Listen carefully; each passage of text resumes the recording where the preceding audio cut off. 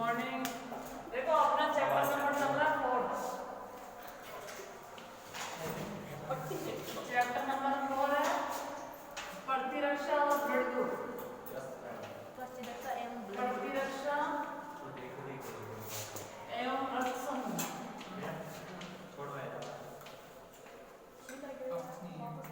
ये टॉपिक है आपका। ठीक है, कल अपन ने देखा था जन्मजात प्रतिरक्षा क्या होती है, अर्जित प्रतिरक्षा क्या होती है, ये देख लिया था अपन ने। मैडम अपन देख लिए थे अर्जित प्रतिरक्षा सक्रियण रोगजनक। अच्छा, ये देखा था कि लास्ट में कहाँ तक देखा था, वो परिवहन आता है, वो सारा देख लिया था। प्रतिजन और प्रतिरक्षा अब पढ़ेंगे। आज पढ़ेंगे अपन प्रतिजन। आज क्या देखेंगे, प्रतिजन क्या होता है। ठीक है, इसके साथ लिखो प्रतिरक्षी भी लिखो ताकि अच्छी समझ में आए। प्रतिरक्षी जिसको एंटीबॉडी बोलते हैं ना। यस मैडम, ये आपका एंटीबॉडी।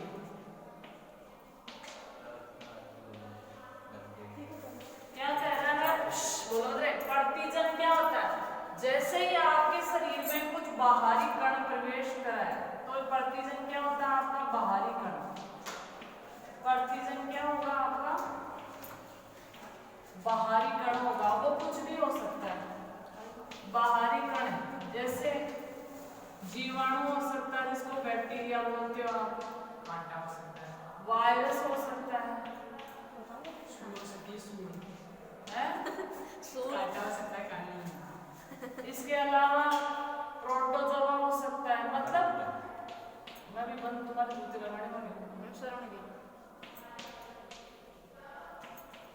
देखो, प्रतिजन का मतलब है बाहर से कुछ भी ऐसा बाहरी कण जो शरीर का न है, शरीर का न होके कहाँ है, बाहर से प्रवेश कर रहा, तो वो क्या कहलाएगा आपका, प्रतिजन। जैसे आपके क्या हुआ, अंदर कोई ऐसा कण चला गया जो आपके शरीर को नुकसान पहुंचा रहा है। ठीक है, जैसे कई बार क्या होता है, बच्चा बोल्ट निकल लेता है, वो जो बीज होते हैं जैसे बोर के बीज है वो निकल लिए, या कोई जीवाणु चले। अभी जैसे आपके कोरोना वायरस चला गया तो वो भी कौन है, आपका प्रतिजन है। मतलब बाहर से जो भी कण प्रवेश करता है वो क्या कहलाता है, आपका प्रतिजन। अब जैसे ही प्रतिजन प्रवेश करेगा, बाहरी कण जो भी प्रवेश करेगा तो अपना शरीर क्या बनाएगा, प्रतिरक्षी बनाएगा, जिसको एंटीबॉडी बोलते हैं। क्या बनाएगा आपका, प्रतिरक्षी।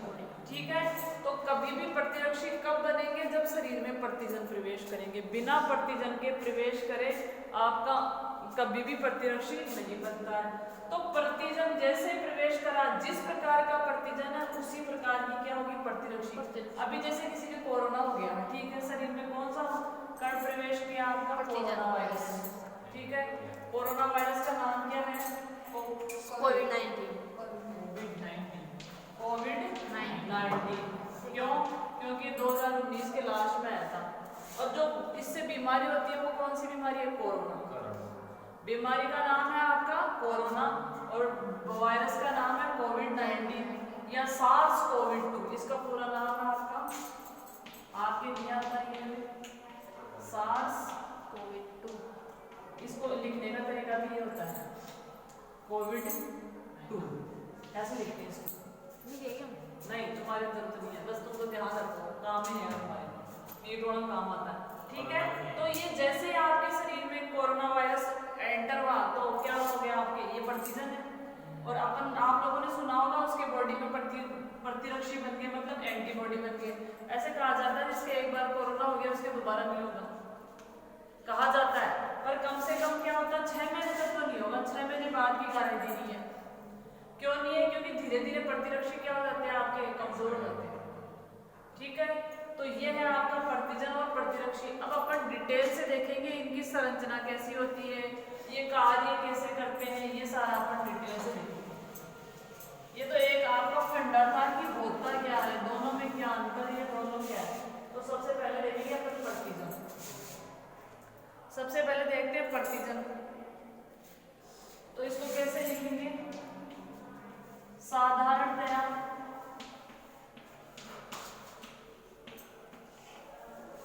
बाहरी रोगजनक होते हैं, बाहरी रोगजनक होते हैं। शरीर में बाहर से प्रवेश करेंगे और कोई ना कोई क्या करेंगे, आपकी बीमारी करेंगे। तो ये क्या होते हैं, बाहरी रोगजनक होते हैं। ठीक है, अब देखो प्रतिरक्षी जैसे ही प्रतिजन जैसे ही शरीर में गए, आपके प्रतिरक्षी क्या हो जाएंगे, आपके उत्पन्न हो जाएंगे। अब देखो एक क्वेश्चन और बनता है यहाँ से, एक तो ये बन गया आपका 1 नंबर का क्वेश्चन। ठीक है, दूसरा क्या कहता है, इनका जो मापन किया जाता है वो किस में किया जाता है, डाल्टन में। जैसे मीटर होता है, किलोमीटर होता है, इनका मापन किस में किया जाता है, आपके डाल्टन में। ये इकाई है। हाँ, साइंटिस्ट का नाम है, उन्होंने डिस्कवर की थी, इसीलिए इसको क्या है, इनका मेजरमेंट किस में किया जाता है। अब इसको ऐसे भी पूछ सकता है, इनका आणविक भार है, इनका प्रतिजन का आणविक भार किसमें अपन नापेंगे, डाल्टन में आणविक भार। और कम से कम कितना होता है आपका, 6000 होता है। ठीक है, ये 6000 नहीं पूछेगा, बस ये डाल्टन पूछ सकता है आपके 10th लेवल तक, ये पूछ सकता है। तो अपन ने देखा प्रतिजन क्या होते हैं, बाहरी रोगजनक होते हैं। रोगजनक कोई से भी हो सकते हैं। रोगजनक वो होते हैं जो रोग उत्पन्न करते हैं। वायरस हो सकता है, बैक्टीरिया हो सकता है, आपके प्रोटोजोआ हो सकता है, फंगस हो सकती है, कुछ भी हो सकता है। जैसे आपके दांत हो गया तो किससे हो रहा है, फंजाई से हो रहा है, वो रोगजनक हो गया। आपके कॉमन कोल्ड हो रहा है, साधारण सब जुकाम हो रहा है, तो वो किससे हो रहा था, वायरस से हो रहा है। कोरोना वायरस आप एग्जाम में डाल सकते हो। इसके अलावा किसी के टीबी हो गई, किसी के टाइफाइड हो गया, तो वो किससे हो रहा है, बैक्टीरिया से होता है। तो रोगजनक कोई भी हो सकता है। ठीक है, अब देखो जो आपके प्रतिजन होते हैं, इनका संगठन क्या होता है, इनमें होता क्या क्या है। तो प्रतिजन का संगठन देखो, प्रतिजन में क्या क्या होगा, एक तो लिपिड होगी, क्या होगी आपकी, लिपिड की परिचय। हाँ, प्रतिजन किससे मेडअप होंगे, लिपिड होंगे, प्रोटीन हो सकती है, लिपिड, प्रोटीन, पॉलीसेकेराइड,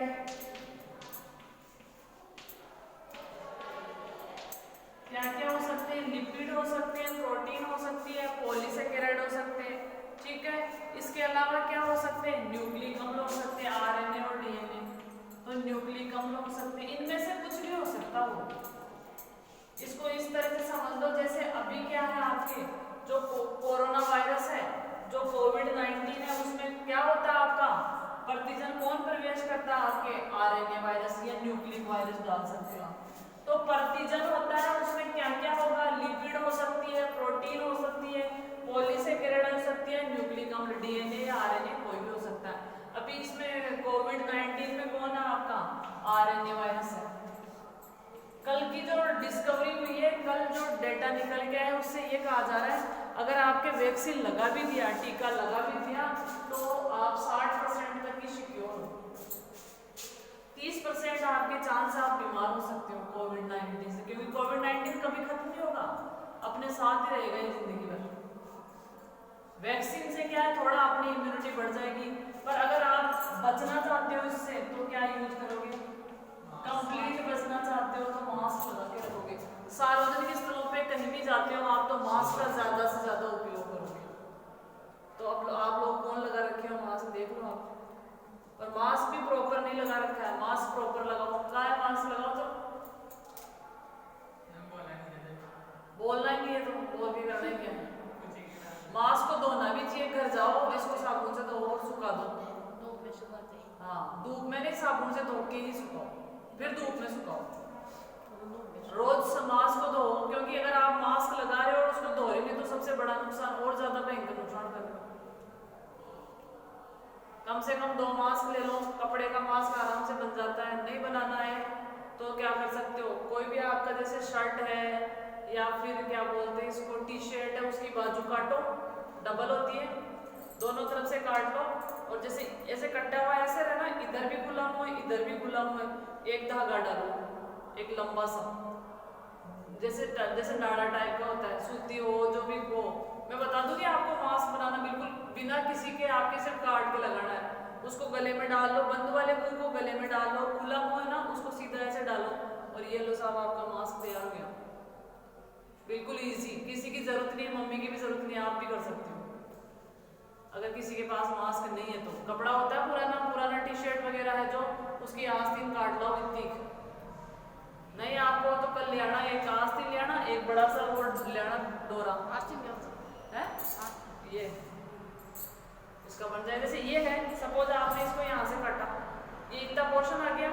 अब क्या करोगे आप, इधर से डालोगे क्या, धागा दोनों तरफ, और जो बंद वाला पोर्शन है धागे का उसको तो डालो गले में, और फिर यहाँ से लेके उसको ऊपर लो और यहाँ बांध लो, मास्क बन गया।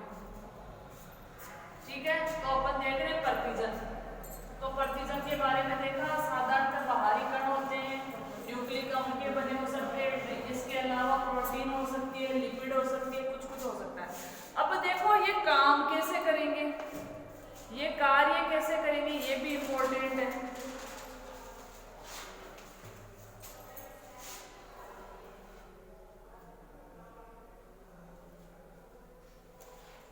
तो आप लिखो कार्य विधि। सबसे पहले देखेंगे कि कार्य विधि मतलब जैसे आपके प्रतिजन शरीर में प्रवेश करेंगे तो वो कार्य कैसे करेंगे। सबसे पहले क्या करेंगे, आंतरिक व बाह्य प्रतिजन में विभेद करेंगे। आंतरिक व बाह्य प्रतिजन में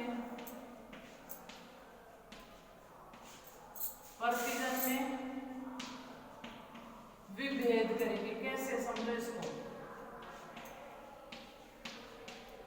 देखो अपने शरीर में भी बहुत सारी बेकार की कोशिकाएं होती रहती है, मरती रहती है और शरीर को नुकसान पहुंचाती है, अंदर ही बनती है। तो ये जो प्रतिजन होगा सबसे पहले देखेगा कि आंतरिक है या बाहर से आया।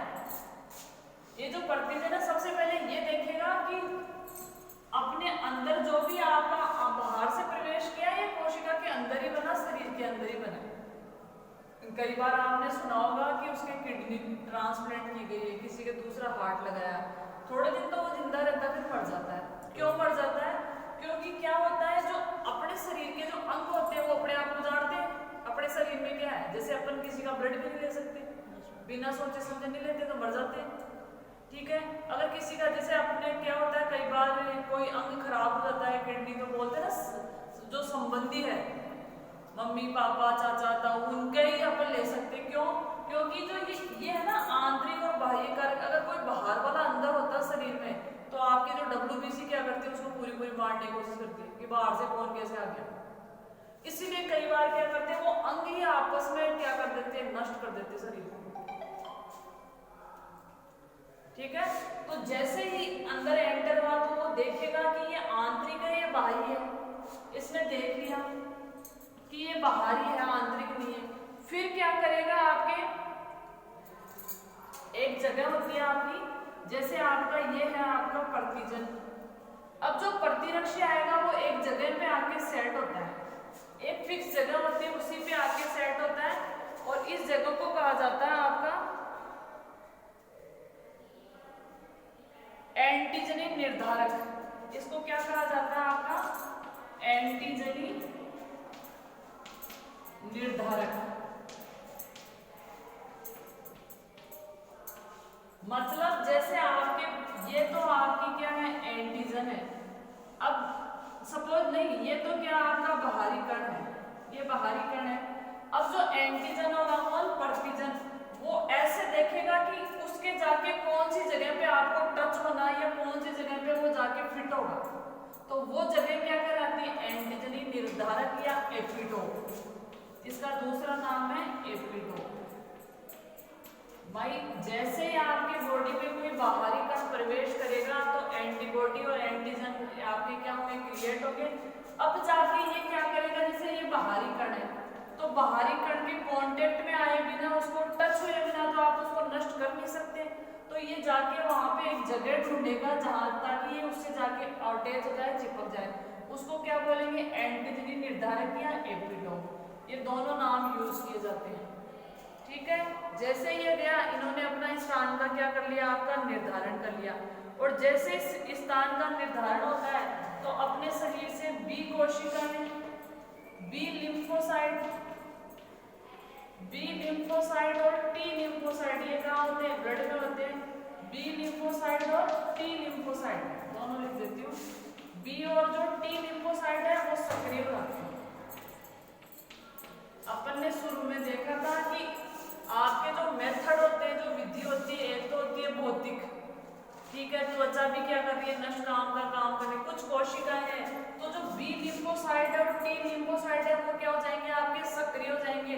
जैसे ही सक्रिय होंगे और प्लाज्मा क्या करेगा, सक्रिय कर और उसका क्या करेगा, प्लाज्मा का सिक्रेशन करेंगे। या ये कह सकते हैं अपन तीसरे पॉइंट में, जैसे ही आपके शरीर में कोई आंतरिक कारक बाह्य कारक प्रवेश किया है, एंटीजन निर्धारक का निर्धारण हो गया है, तो बी और टी कोशिकाएं सक्रिय हो जाएगी। जैसे सक्रिय हो जाएगी और वो क्या करेगी, आपस में क्रिया करेगी,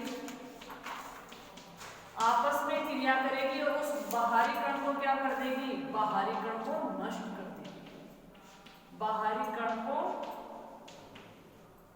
नष्ट कर देगी। तो इस तरीके से क्या होती है आपकी ये क्रिया होती है।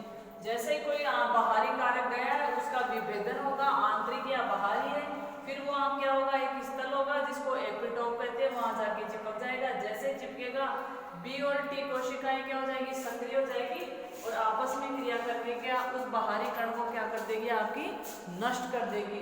तो ये प्रतिजन ऐसे बाहरी कण पे क्या करता है, आपका कार्य करता है। अब अगला अब देखो एक छोटा सा क्वेश्चन है, जो प्रतिजन होता है और जो प्रतिरक्षी होती है, तो इनको लिखते हैं, आप इनके लिखने का तरीका भी देख लो। प्रतिरक्षी को लिखते हैं अपन IG से और इसको लिखते हैं एंटीबॉडी, प्रतिजन को लिखते हैं AB से लिख सकते हैं इसको, है प्रतिजन को, हाँ IG और AB इससे लिखते हैं। इनका लिखने का तरीका ये शॉर्ट में ऐसे लिखेंगे, एंटीबॉडी और एंटीजन। ये एंटीजन हो गया और ये क्या हो गया, आपकी एंटीबॉडी। ये तो प्रतिजन हो गया और ये कौन हो गया, आपका प्रतिरक्षी। बहुत सारे प्रकार के होते हैं, अपन अब इनको डिटेल से पढ़ेंगे। चले आगे, अगला देखेंगे अपन प्रतिरक्षी।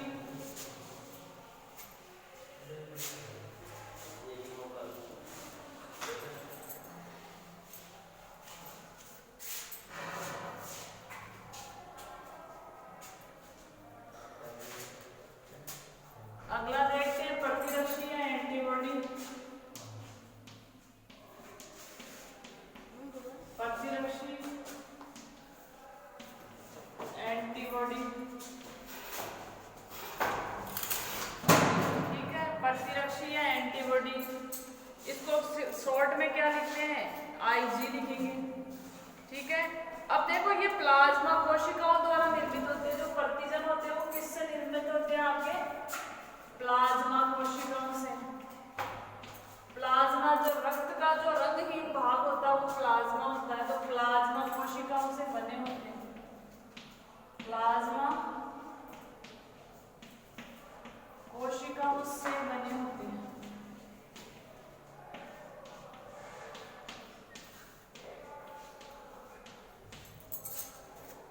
दूसरा क्या है, इनमें गामा ग्लोब्यूलिन प्रोटीन पाई जाती है। कौन सी, गामा ग्लोब्यूलिन प्रोटीन पाई जाती है।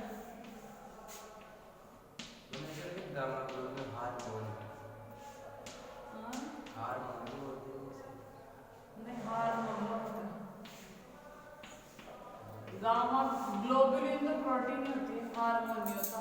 वो होता है आपके गामा कोशिका, अल्फा बीटा और गामा कोशिका होती है पेनक्रियाज में, अग्नाशय में। वो क्या करती है, उसकी गामा कोशिकाएं सोमेटोस्टेटिन का क्या करती है, स्त्राव करती है। तो प्लाज्मा कोशिकाओं से बने होते हैं। इसके अलावा इनमें गामा ग्लोब्यूलिन प्रोटीन पाई जाती है और ये प्रोटीन कहाँ होगी, आपके प्राणियों के रक्त और तरल पदार्थों में पाई जाती है। मतलब कहाँ होगी, रक्त में उपस्थित होती है। रक्त में जो प्लाज्मा होता है, प्लाज्मा में अल्फा बीटा और गामा 3 प्रोटीन पाई जाती है, अल्फा बीटा और गामा। ये आपके सिलेबस में नहीं है, आप तो इतना सा ध्यान रखो। रक्त में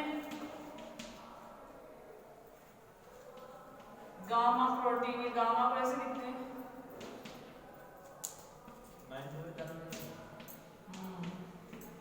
गामा प्रोटीन पाई जाती है। रक्त में कौन सी प्रोटीन होती है आपकी, तो ये प्लाज्मा के रक्त में प्लाज्मा भी क्या रक्त का ही भाग है, उसमें कौन सी प्रोटीन पाई जाती है, आपके गामा प्रोटीन पाई जाती है। अब जैसे देखो अपन ने भी थोड़ी देर पहले देखा था, जो प्रतिजन होते हैं उसमें वो जगह जहाँ पे आके वो जुड़ता है उसको क्या बोला था अपन ने? एपिटोप। क्या बोला था अपन ने? एपिटोप। वैसे ही इसमें भी एक स्थल होता है जिसको पैराटोप बोलते हैं।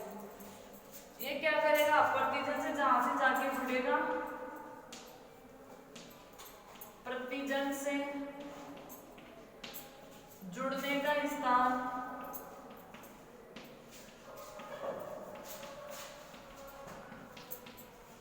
क्या कहलाएगा? पैराटोप। क्या कहलाएगा आपका? पैराटोप कहलाता है। प्रतिजन से जो स्थान जुड़ता है उसको क्या बोलेंगे अपन? पैराटोप बोलेंगे। तो ये है आपका प्रतिजन और प्रतिरक्षी। अब देखो अपन देखेंगे प्रतिजन की संरचना कैसी होती है। देखो वाई आकार का होता है, जो आपकी बड़ी एबीसीडी होती है उसमें जो कैपिटल वाई होता है वैसा दिखता है कौन? प्रतिजन।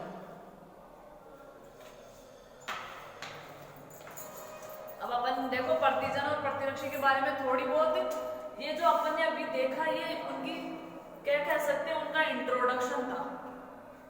अब इनको अपन डिटेल से पढ़ेंगे। तो डिटेल में सबसे पहले देखते हैं अपन प्रतिरक्षी की संरचना। जो प्रतिरक्षी होता है उसकी संरचना कैसी होती है, चित्र की सहायता से उसकी संरचना देखेंगे। इस चैप्टर को ढंग से पढ़ लेना, ये बिल्कुल इजी लगता है पर जब ट्यूशन आते हैं ना तो बच्चे रोते हैं। प्रतिरक्षी की संरचना,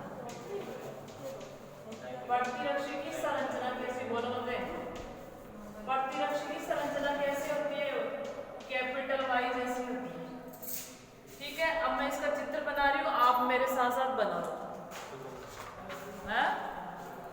बनाऊंगी। अब कैसी होती है इसकी संरचना? देखो ऐसे होगा इसकी संरचना, वाई के जैसी होती है।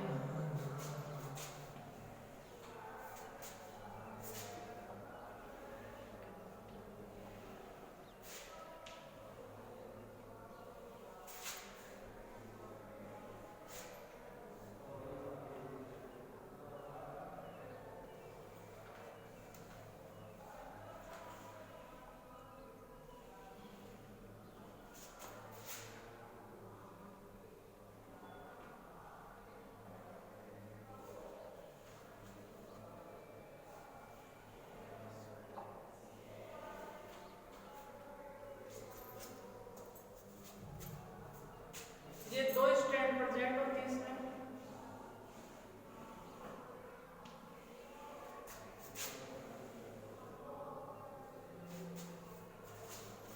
फिर इसके पास में एक स्ट्रैंड और होती है।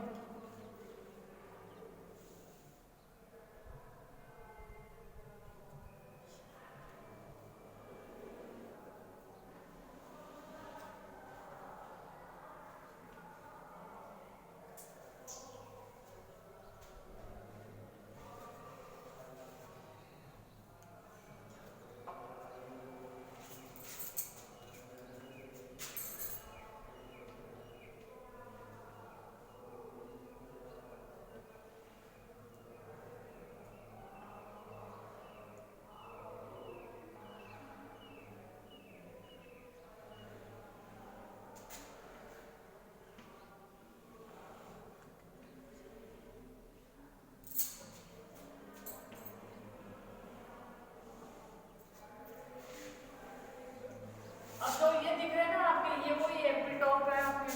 पैराटॉप, पैराटॉप था ना, हाँ तो ये पैराटॉप है आपके। अब इसमें क्या क्या होगा? वो भी दिया ना बुक, इसमें साफ नहीं लिखा। बुक लाया क्या? देना लेके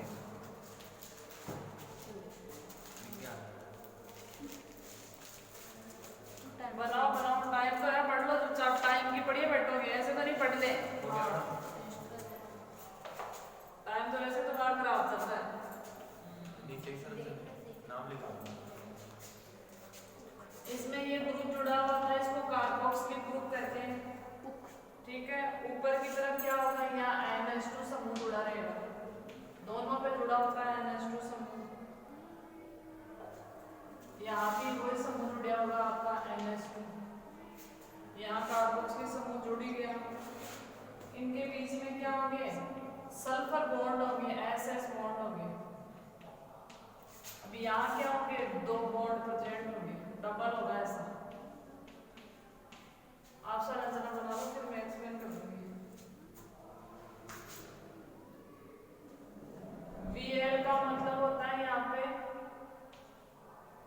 लाइट वाली चेन, और ये कौन सी है आपकी कार्बन चेन, कार्बन श्रृंखला। ये है ना, ये हल्की श्रृंखला है और ये भारी श्रृंखला है। ये एल लिखा ना, हल्की श्रृंखला है ये। अभी कलर्ड जोन नहीं है, वरना दोनों को अलग अलग बना देते हैं। और जो ये श्रृंखला है ना, ये वाली, ये कौन सी श्रृंखला है, भारी श्रृंखला।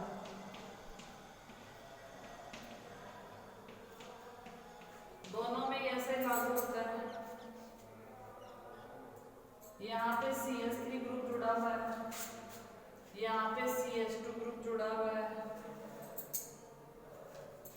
यहाँ एंड पे कार्बन है छोटी वाली के, इसके भी छोटी वाली में कार्बन जुड़ा हुआ है। और ये मैंने बता दिया, ये कौन सा इस्तेलाह आपका प्रतिजन या एपिटोपो, क्या था, पैराटो मिल सकते हो, दोनों में सेम है।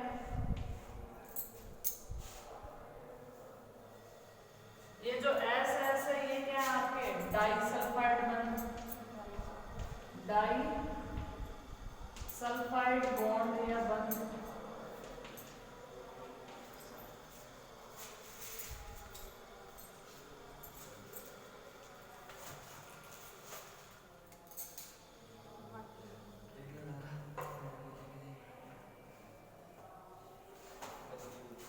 अब जहाँ पे चार है ना, ये दो इसको हिंज क्षेत्र बोलते हैं, हिंज क्षेत्र। अब देखो एक बार फटाफट देख लो, मैं बता देती हूँ क्या क्या है। जो आपका प्रतिजन होता है उसकी आकृति वाई के आकार की होती है, ठीक है। इसमें दो श्रृंखलाएं होती है, एक भारी श्रृंखला, एक कैसी है आपकी हल्की श्रृंखला। भारी श्रृंखला के अंतिम एंड पे क्या जुड़ा हुआ आपका कार्बोक्सिलिक समूह, और इन दोनों से क्या जुड़ा आपका एमाइड समूह जुड़ा है। इसके अलावा जो दो श्रृंखलाएं हैं इनके बीच में डबल सल्फाइड बॉन्ड होते हैं, इसको हिंज क्षेत्र कहते हैं। और ये है जो यहाँ सल्फाइड बॉन्ड है, ये सल्फाइड बॉन्ड है, यहाँ भी ऐसा ही होगा आपका, यहाँ भी क्या होगा आपका सल्फाइड बॉन्ड है। तो ये है आपके प्रतिरक्षी की संरचना। इसको एक बार रफ में बना के देखना, प्रैक्टिस करना, वरना नहीं आएगी।